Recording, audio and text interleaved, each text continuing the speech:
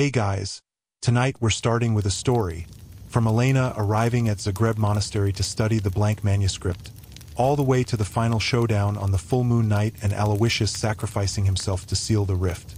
So before you settle in, take a second to like this video and subscribe, only if you truly enjoy what I'm doing here. And drop a comment letting me know where you're tuning in from and what time it is for you right now. It's always fascinating to see people joining us from all around the world. The autumn in Zagreb always carries a damp chill, like the coarse linen robes that monks wear year after year, clinging to the skin with a sense of aged weight. When Elena Vasilieva dragged her suitcase to the stone archway of St. Francis Monastery, a withered plane tree leaf landed precisely on her quantum spectrum analyzer, a device she had modified herself, its casing still bearing the laser-engraved lines from the lab, jarringly out of place against the Gothic spires and weathered stone cross carvings behind her. Dr. Vasilieva? A monk in a dark brown robe, the cuffs frayed at the edges, stood waiting. "I'm Ambrose. The abbot sent me to fetch you."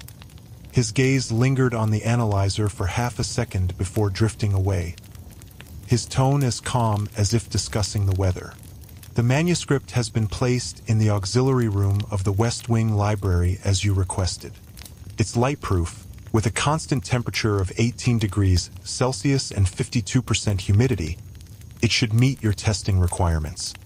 The monastery's cloisters were built of massive limestone blocks, with dark green moss creeping in the cracks. Footsteps echoed faintly against the vaulted ceilings, lingering like a soft hymn. As Ambrose recounted the monastery's history, founded in the 13th century, damaged by fire in 1731, and extensively renovated after an earthquake in the mid-18th century, Elena found herself unconsciously studying the architectural layout. A scholar with dual expertise in linguistics and quantum physics, she had an almost instinctive sensitivity to space, and something about the monastery's design felt subtly off, as if it were a deliberately constructed energy conductor. The auxiliary library was a small circular room, its only light filtering through a stained glass window at the dome's center, depicting the coronation of the Virgin. Sunlight spilled onto the floor, casting a patchwork of colored light. Atop a rosewood table draped in deep purple velvet lay the so-called silent relic, the manuscript. At first glance, it resembled any other medieval handwritten manuscript. Roughly 30 centimeters long and 15 wide, bound in well-tanned parchment, its cover made of dark brown leather inlaid with worn brass buckles, glowing with a warm patina from centuries of age. But when Elena slipped on white gloves and gently turned the first page, her pupils contracted slightly. Blank, utterly blank. No trace of ink, no indentations from a quill, not even the natural irregularities of parchment. She pulled out a magnifying glass and examined the page closely. The parchment fibers were naturally aligned, with slight fraying at the edges, consistent with medieval artifacts.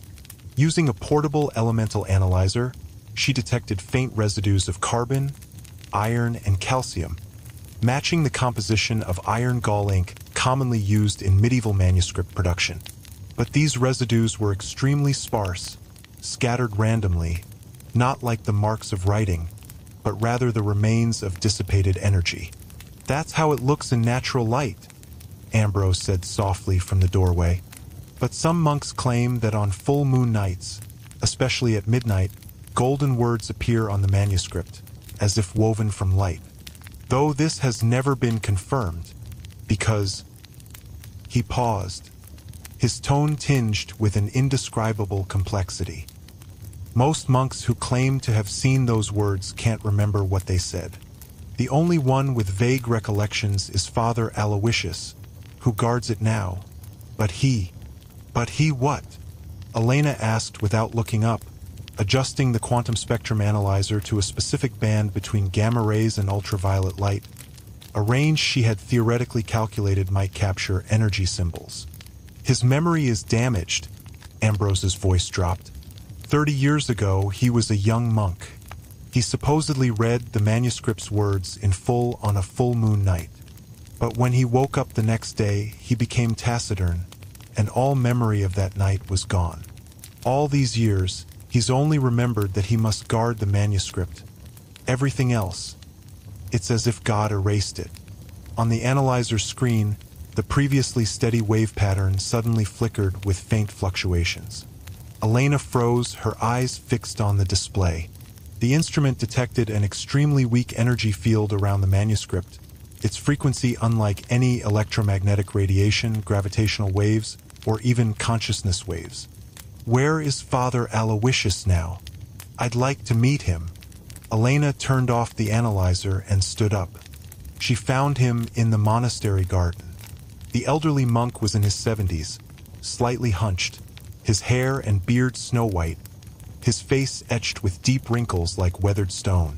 Dressed in a faded gray robe, he squatted beside a vegetable bed, loosening the soil for lettuce with a small trowel. His movements slow and mechanical, like a living statue. Father Aloysius, this is Dr. Elena Vasilieva, who's come to study the manuscript, Ambrose said gently, stepping forward. The old monk looked up, his cloudy eyes fixing on Elena, vacant and unfocused, like a camera lens without a subject. He opened his mouth, a hoarse, wheezing sound escaping his throat, but he couldn't form a complete sentence. He merely nodded at Elena before lowering his head to resume hoeing, as if the brief interaction had exhausted him. He rarely speaks, Ambrose whispered in Elena's ear. Most of the time, he lingers in the garden or near the manuscript's chamber. Especially on full moon nights, he'll walk to the auxiliary library door unconsciously, standing there motionless, sometimes tracing invisible words in the air with his fingers. Over the next 3 days, Elena devoted almost all her time to studying the manuscript. She tried every scientific method: thermal imaging, X-ray scanning, Raman spectroscopy, even a portable quantum entanglement detector, but aside from the faint, erratic energy field, she found nothing new. The manuscript was like a silent enigma, refusing to reveal its secrets.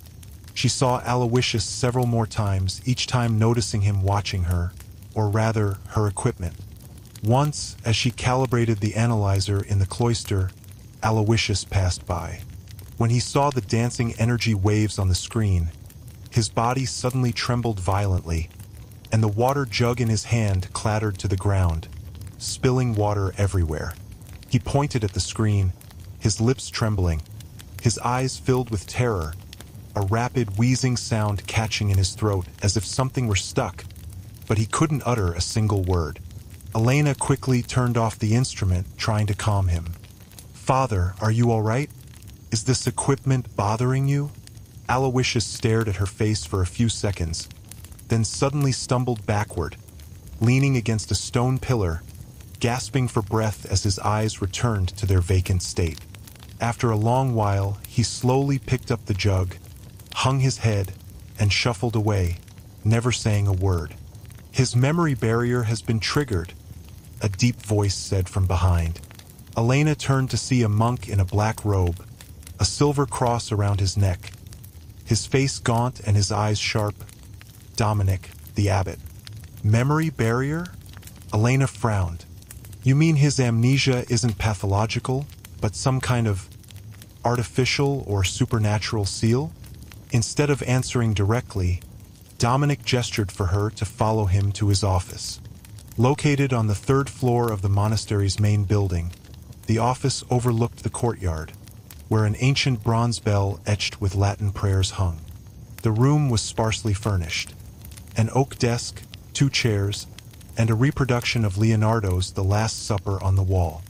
"Sit, Dr. Vasilieva," Dominic said, pouring her a glass of warm water. "There are things we didn't tell you before you arrived, things too bizarre to fit within ordinary understanding. But now that your research has touched the core, we can no longer keep silent." He pulled a thick cowhide notebook from his desk drawer, its cover yellowed with age, inscribed in Latin, "Monastery Secret Records." Flipping it open, Dominic pointed to an entry written in quill.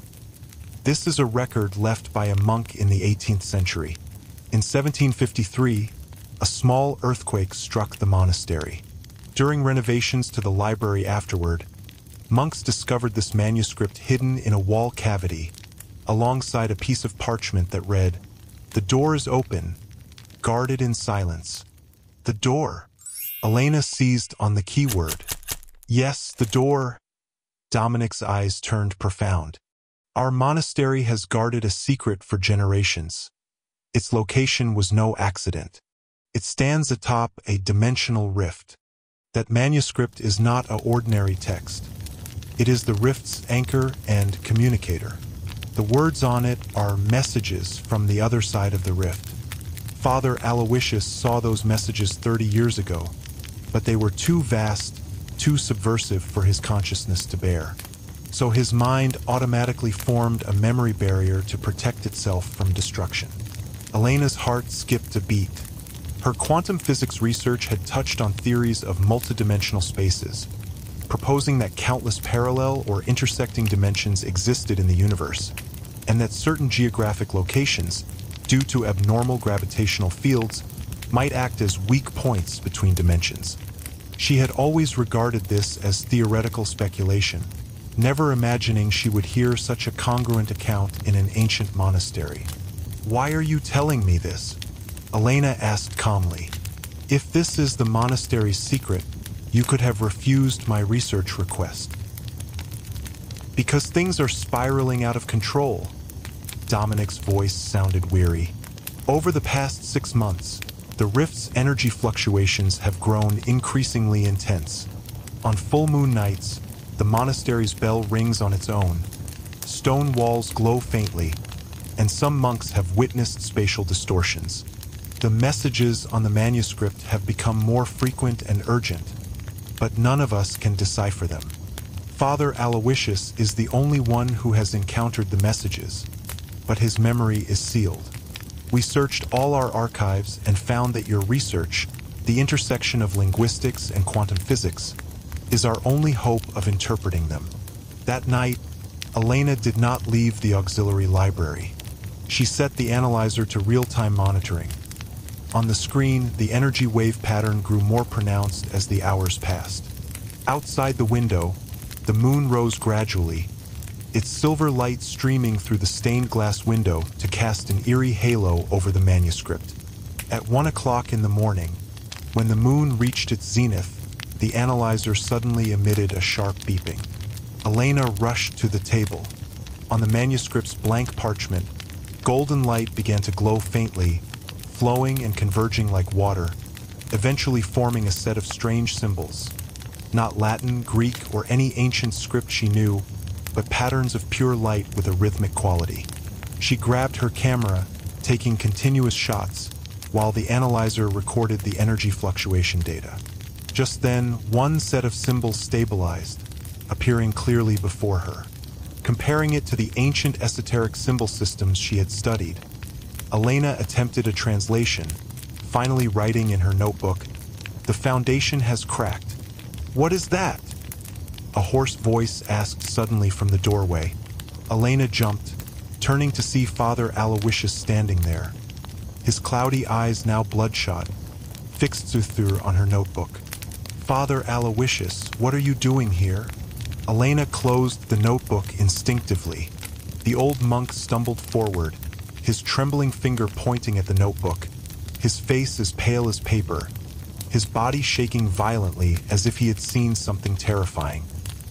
He tried to speak, but his lips trembled, only broken syllables escaping, before he suddenly clutched his head and collapsed to his knees in agony.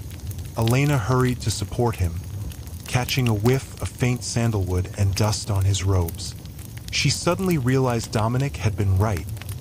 Aloysius's memory barrier had been triggered, and the message, "The foundation has cracked," was the key. When Ambrose arrived at the sound of commotion, Aloysius was semi-unconscious. The monks carried him back to his room, and Dominic gave him a sedative, calming him gradually, though he remained unconscious, his brows furrowed as if trapped in a painful dream. "Will he be okay?" Elena asked anxiously. "For now, but his memory barrier may be weakening," Dominic said, looking down at the old monk with a complex expression. Those messages are like a bomb buried deep in his consciousness. Once triggered, they could cause a chain reaction. But this might also be our chance to solve the mystery. If his memory recovers, we might learn what lies beyond the rift and the true meaning of the messages. When Elena returned to the auxiliary library, the golden symbols on the manuscript had vanished, leaving the parchment blank once more. She opened her camera, studying the photos she had taken. The light-formed symbols glowed clearly on the screen, exuding an indescribable beauty and majesty. She knew she had been drawn into something far beyond an academic study. The secrets behind this manuscript concerned not just history, but the very boundaries of humanity's understanding of the universe and divinity. She opened her laptop, importing the symbol photos and energy data for in-depth analysis. The screen's glow illuminated her face, her eyes filled with the dedication of a researcher and the excitement of an explorer. She sensed that this manuscript was about to open a door to a new world, and beyond it, truths humanity had never touched. Father Aloysius slept for an entire day. When he woke, his memory had returned to its vacant state, with no recollection of the previous night's commotion. He only grew quieter, often sitting on a stone bench in the garden, staring at the moon, his fingers tracing invisible patterns in the air. Instead of pressing him directly, Elena turned her focus to the monastery's archives. Located in a large vaulted chamber beneath the library, the archives housed thousands of ancient books and documents, the air thick with the scent of paper, leather, and dust. With Ambrose's help, she found renovation records from the 18th century earthquake, monks' diaries, and correspondence with the church. The renovation records showed that while the 1753 earthquake had not been severe, it had severely damaged the library, particularly the west wing walls, which had cracked extensively. During repairs, monks discovered the manuscript hidden in a cavity within the most damaged wall, alongside a parchment inscribed with Latin. The records noted that the stone used for that wall differed from the rest, containing high levels of quartz and magnetite, and that the mortar had been mixed with a special plant extract. Later tests revealed the extract had strong energy-conducting properties. In the diary of an 18th century monk named Thomas, who had been responsible for guarding the manuscript, Elena found even more valuable clues. He wrote, "On the full moon night, the sacred relic glows, revealing the words, 'The door is open.' The abbot says this is a warning from the sacred realm. We must guard the relic closely, never letting outsiders touch it, lest disaster befall us." Today, the rift's energy grew stronger. The faint glow on the stone walls lasted a full hour. Brother Thomas says he heard voices from the other side, like countless whispers or some kind of music. The abbot has decided to erase "The door is open" from the sacred relic. He says some truths were never meant for outsiders' eyes. Silence is the greatest protection. The door is open. Porta aperta est. Elena immediately thought of the erased marks on the manuscript. Returning to the auxiliary library, she examined the manuscript's final page with a high-powered microscope. Sure enough, in the parchment fibers, she found faint ink residues. Through technical restoration, she could just make out the outlines of Latin letters, matching the spelling of Porta aperta est perfectly. Meanwhile, her quantum physics tests yielded a breakthrough. Analyzing the manuscript's energy fluctuation data, she discovered a strong correlation with lunar gravitational changes. Fluctuations were most intense on full moon nights, when gravity was strongest. Additionally, the spatial gravitational field around the manuscript showed extremely faint distortions, not natural, but the result of prolonged exposure to a specific energy field. She hypothesized boldly that the manuscript was not just a communicator, but an energy beacon, absorbing energy from the moon's gravitational field to stabilize the rift while receiving messages from the other side. That afternoon, as Elena organized her research data, Ambrose rushed in, his face ashen. "Dr. Vasilieva, you need to come quickly. Father Aloysius is in trouble." Aloysius's room was a small stone cell in the monastery's westernmost wing. When Elena arrived, the old monk was huddled in the corner, his eyes vacant, muttering repeatedly, "Light, ocean, love." His hands waved wildly in the air, as if touching something invisible.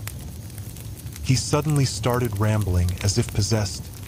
A young monk who had been caring for him said, his face pale. We tried to give him water, but he wouldn't cooperate, just kept repeating those strange words. Elena approached slowly, speaking softly. "Father Aloysius, it's Elena. I'm studying the manuscript. What did you see? Can you tell me?" At the word manuscript, the old monk's body jolted. His eyes focused briefly on Elena's face, and he grabbed her hand, cold, trembling, yet surprisingly strong. "Light, all light." His voice was hoarse and broken. "No golden streets, no angels, only light, endless light, like an ocean, wrapping around me." "What kind of light was it?"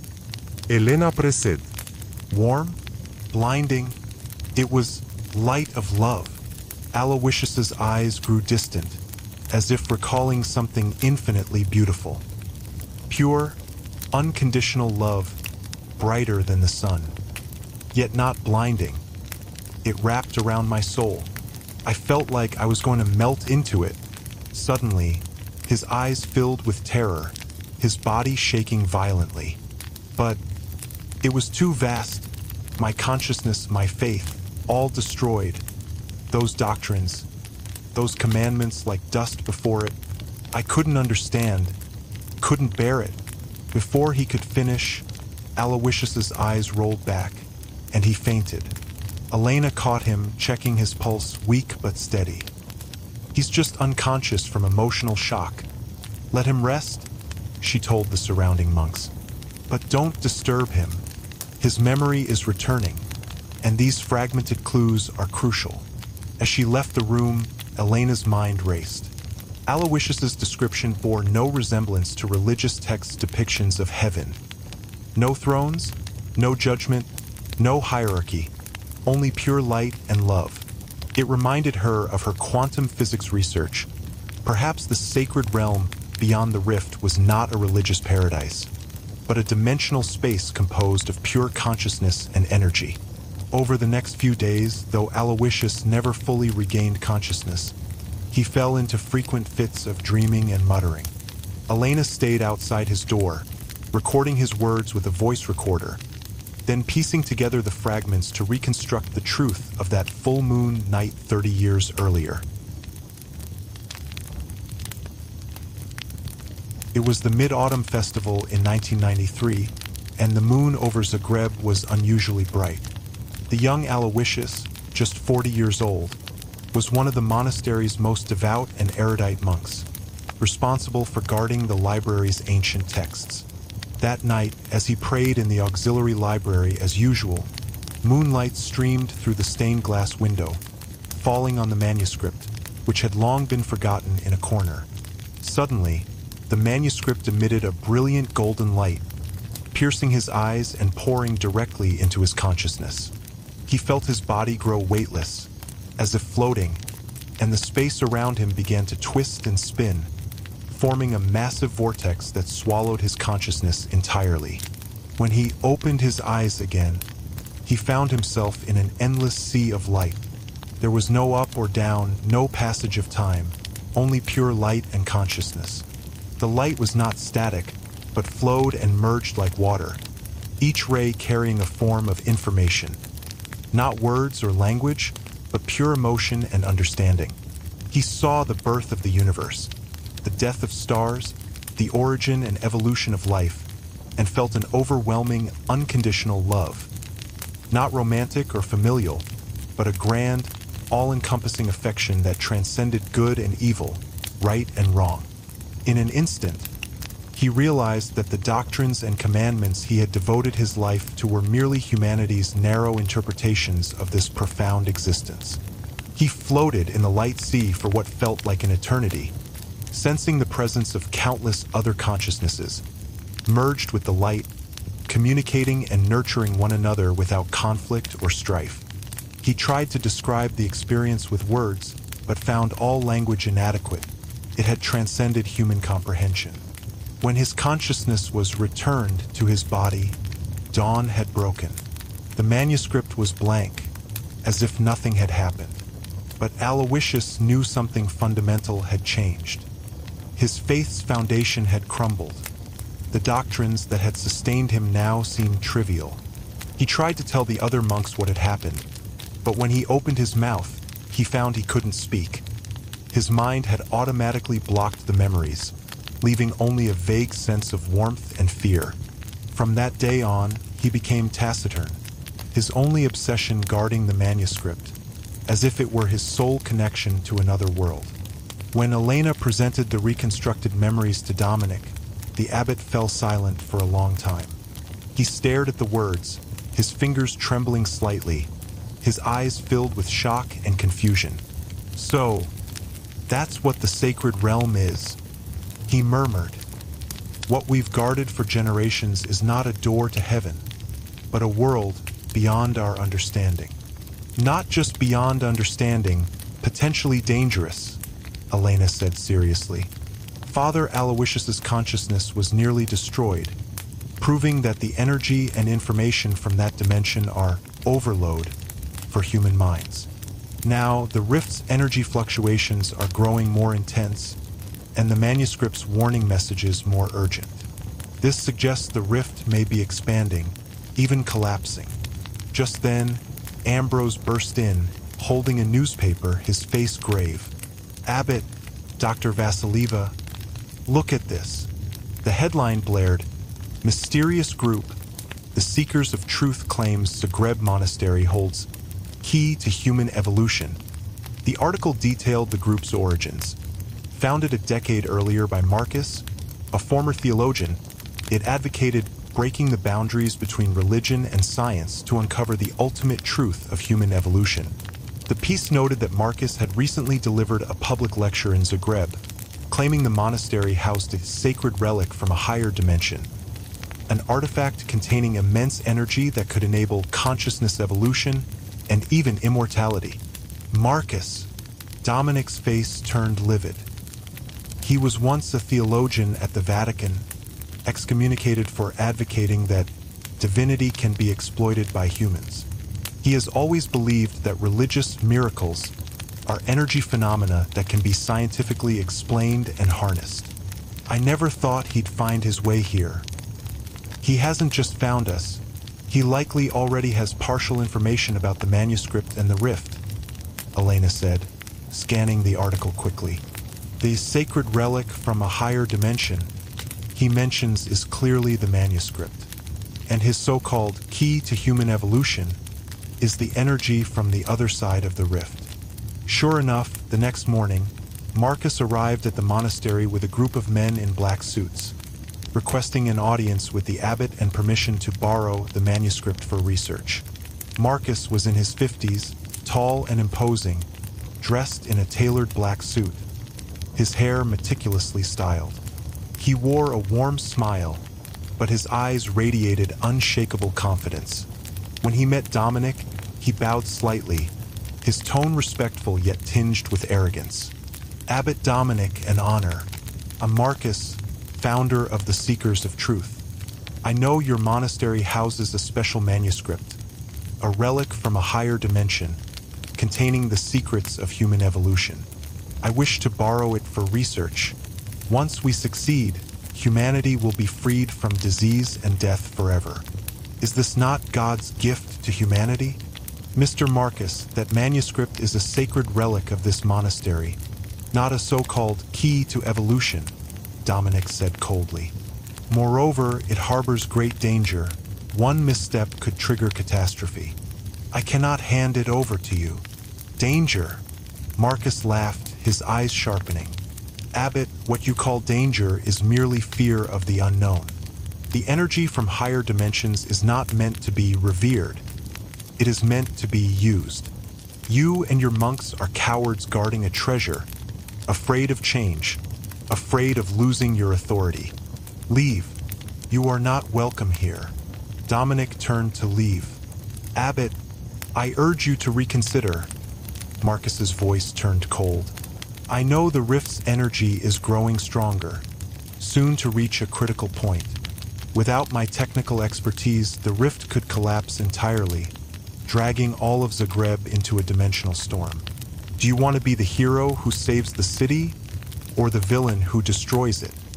Marcus's words hit like a bomb, echoing in Dominic and Elena's minds. They both knew the truth. The rift's energy was indeed approaching a critical point, and they were powerless to stop it. What do you want? Elena stepped forward, staring directly into Marcus's eyes. What are your terms? Simple, Marcus's smile returned. Allow my team to enter the monastery and collaborate with you on the manuscript. My equipment can monitor and stabilize the rift's energy, while your expertise can decipher the manuscript's messages. Our goals are aligned to control the rift and harness its energy. The only difference is, I know how to succeed. Dominic and Elena exchanged a glance, both seeing hesitation in the other's eyes. They knew Marcus's motives were impure, but for now, collaboration seemed their only option. I need time to consider, Dominic said. I'll give you my answer tomorrow morning. That night, Elena returned to the auxiliary library. The manuscript's energy fluctuations were more intense than ever, the analyzer's screen showing nearly flat lines. As she looked at the manuscript, she suddenly saw it not as an ancient artifact, but as a living being, crying out silently, warning of impending danger. Then she heard soft footsteps behind her. Turning, she saw Father Aloysius standing in the doorway, his eyes still vacant but clearer than before. Child, he said, speaking clearly for the first time. Do not trust that man.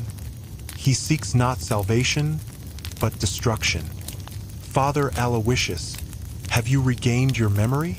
Elena asked, surprised. The old monk shook his head.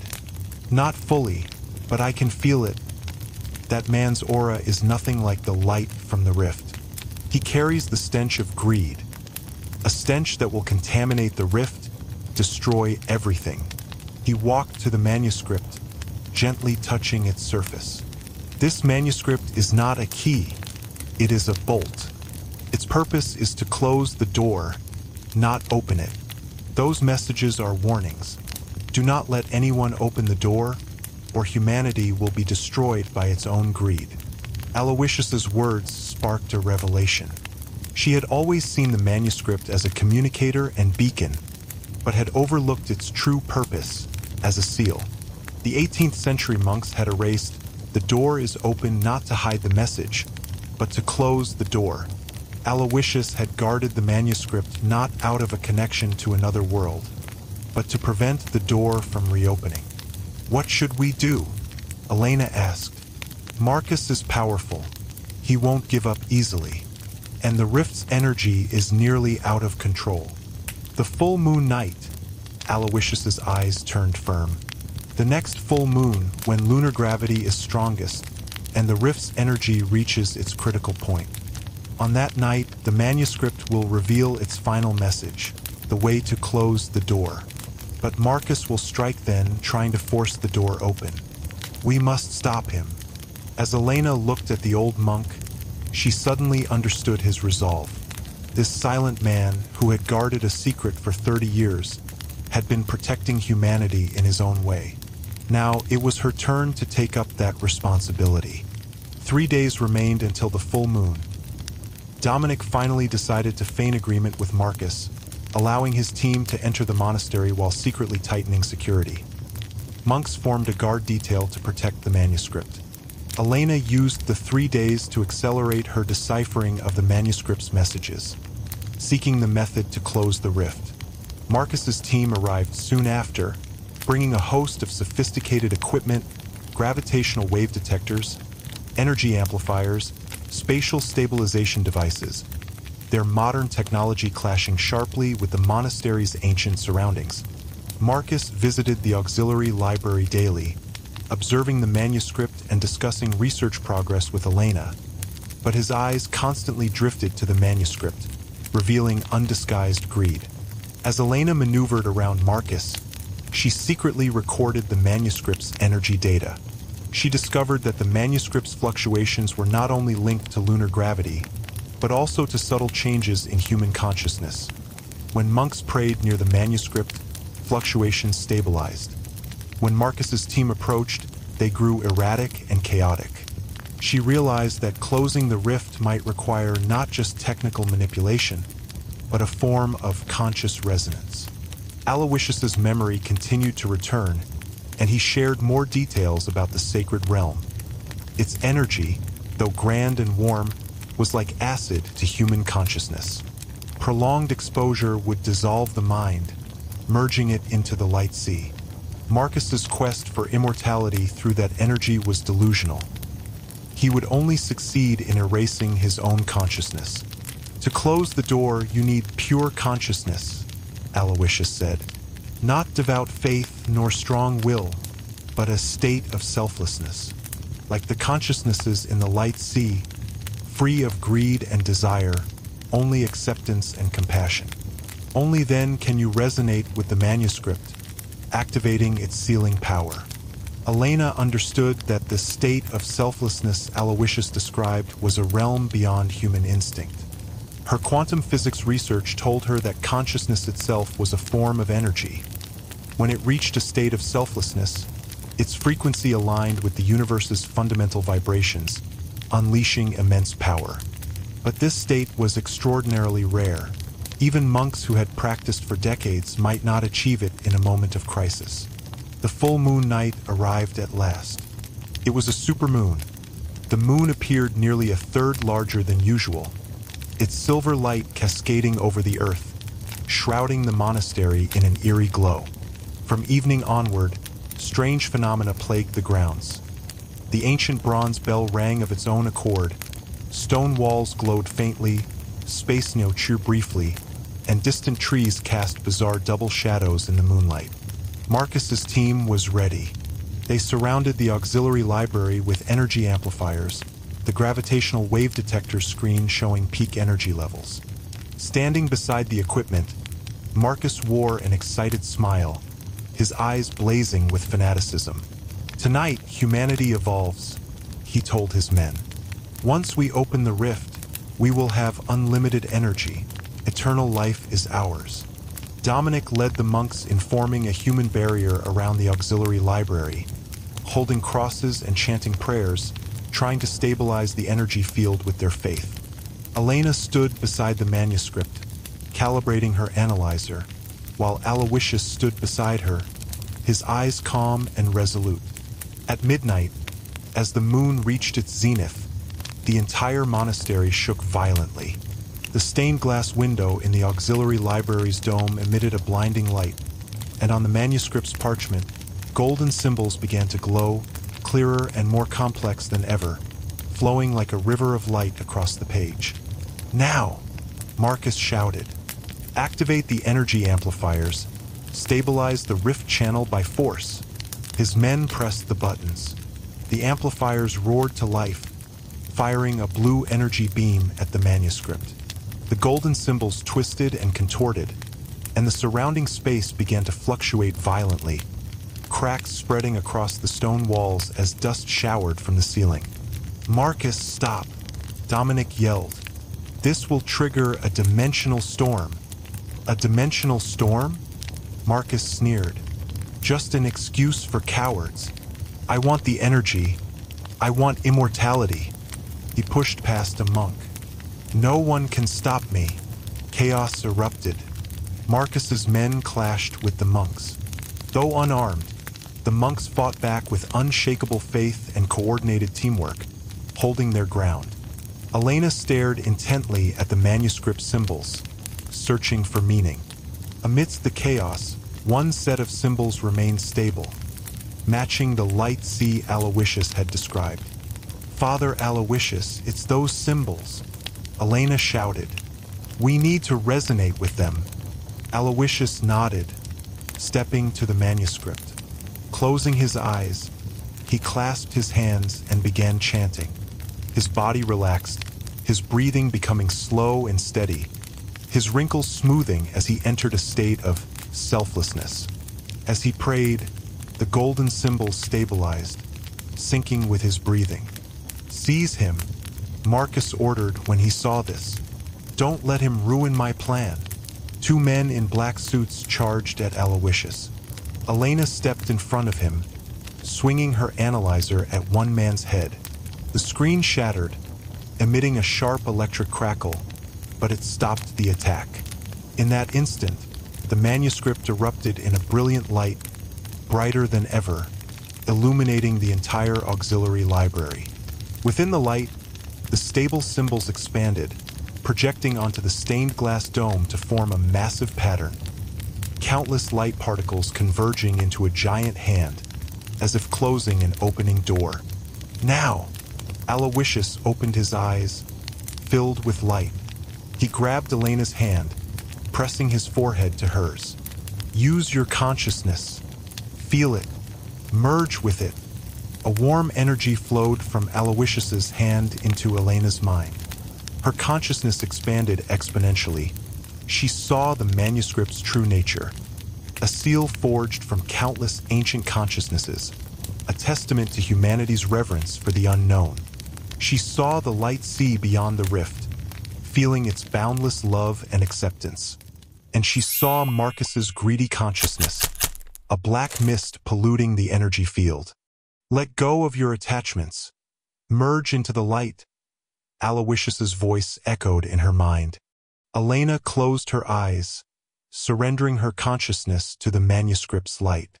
She felt her energy field align perfectly with the manuscript's, resonating with Aloysius's consciousness. The giant hand in the light pattern began to close, and the golden symbols glowed more brightly. "No, I won't accept this," Marcus screamed, rushing to the energy amplifier and cranking it to maximum power. A purple beam shot toward the manuscript, colliding with the golden light in a deafening explosion. The auxiliary library's stone walls crumbled, dust and debris filling the air. Marcus was thrown backward by the blast, slamming into the wall, coughing up blood.